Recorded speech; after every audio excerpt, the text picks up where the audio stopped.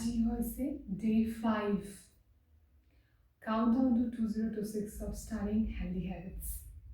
Already মই আগতে mention কৰিছোঁ যে আমি যদি কনচিয়াছলি ব্ৰিডিং কৰোঁ সেয়া আমাৰ শৰীৰৰ বাবে কিমান লাভদায়ক। আজি আহকচোন আমি ষ্টাৰ্টিং কৰোঁ কনচিয়াছ ব্ৰিডিঙৰ লগত। সোঁ হাতখন আমি চেষ্টত ৰাখিলোঁ, বা হাতখন আমি নেভেলৰ ওপৰত ৰাখিলোঁ, নাভিৰ ওপৰত। দীঘলকৈ উশাহ লওঁ,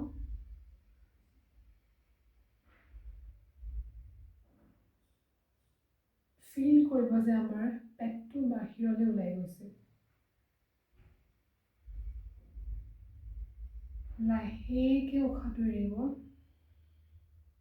পেটটো ভিতৰলৈ সোমাই যাব।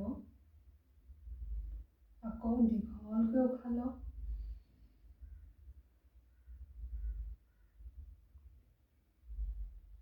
লাহেকৈ উশাহটো এৰি দিয়ক। আকৌ দীঘলকৈ উশাহ লওক,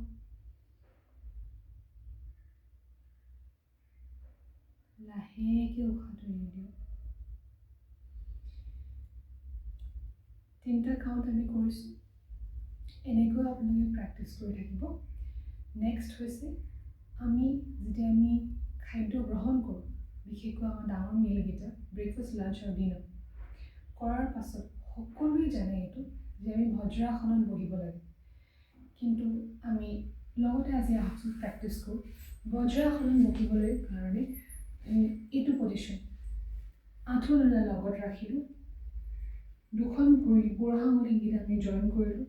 আমাৰ যোনটো শিল বুলি কোৱা হয় সেইটো এটা গেপ মেইনটেইন কৰিলোঁ মাজত, তাৰে মাজত আমি বহি দিলোঁ। ঠিক আছে, এইটো হৈছে বজ্ৰাসন।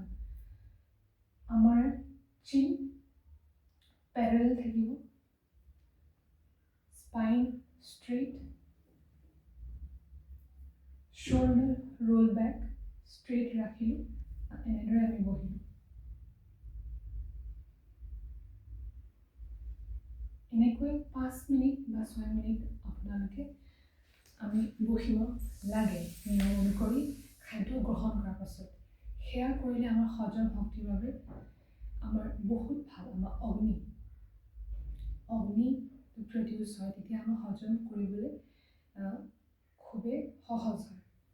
3 নম্বৰটো হৈছে আমি যেতিয়া ধৰি লওক বহি আছোঁ বা আমি ফ্ৰীলি কিবা এটা কৰি আছোঁ, সেই সময়ত আমি যদি যিকোনো এটা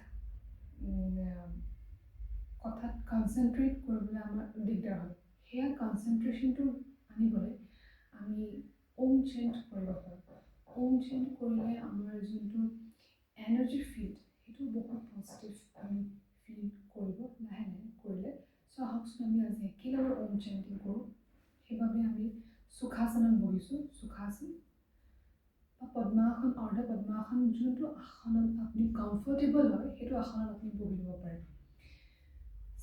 চিন parallel to the ground, shoulders roll back, হাতখন জ্ঞান মুদ্ৰাত ৰাখিলোঁ। ৰাখি পেলাই প্ৰথমতে দীঘলকৈ উশাহ ল'ম। উশাহ লৈ পেলাই আমি ওমটো ভিতৰত উচ্চাৰণ কৰিম।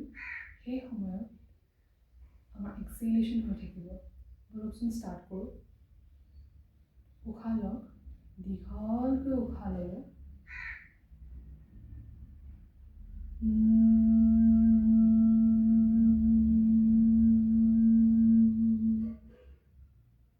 Second, দীঘলকৈ উশাহ লওক।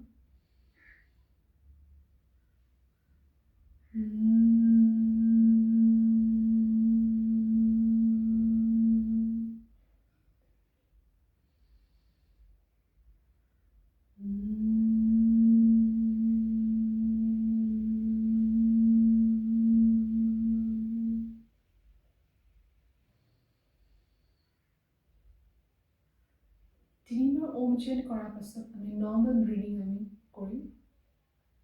ৰিলেক্স হ'ম। অ'কে, এনেদৰে আমি যিকোনো কামত বা পঢ়া শুনাৰ আগত যদি আমি কনচেনট্ৰেশ্যনটো আমাৰ য'ত যিকোনো কামত লাগে, সেই কামৰ আগত যদি আমি ওম চেণ্ট কৰোঁ, ওম নকৰিলেও আমি এইটো ধ্যানত বহি পেলাই একাগ্ৰ এটা বস্তুটোলৈ, তেতিয়া আমাৰ খুবেই আমাৰ লাভ আহিছোঁ এইখিনি কিন্তু প্ৰেক্টিছ কৰিব। নমস্কাৰ।